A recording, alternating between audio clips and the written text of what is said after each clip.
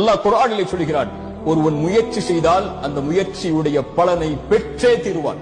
அது உலக காரியத்திலும் சரி, மறு உலக காரியத்திலும் சரி. இந்த உலகத்தில் இருக்கக்கூடிய மனிதர்கள் முடிவை பார்க்கக்கூடியவர்கள். வெற்றி அடைந்தாயா என்பதைத்தான் பார்ப்பார்கள். அது ஒரு முஃமினுடைய இலக்கு அல்ல. ஒரு முஃமினுடைய இலக்கு எல்லா காரியத்திலும் முயற்சி மட்டும்தான்.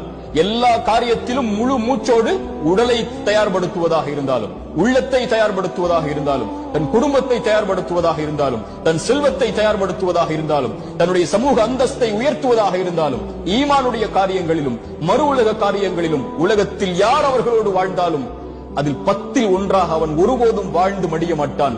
உலக வாழ்வில் இருந்து அவன் கண்ணை மூடும் போது எல்லோர்களை விடவும் அல்லாஹ்விடத்தில் நான் மேன்மையானவனாக, இறை நம்பிக்கை கொண்ட பலமான உறுதியோடு வாழக்கூடிய, அல்லாஹுடைய கதரை உள்ளத்தாலும் உடலாலும் மனதாலும் ஏற்று வாழக்கூடிய இறை நம்பிக்கையாளனாகத்தான் அவன் வாழ்ந்து மறைவான்.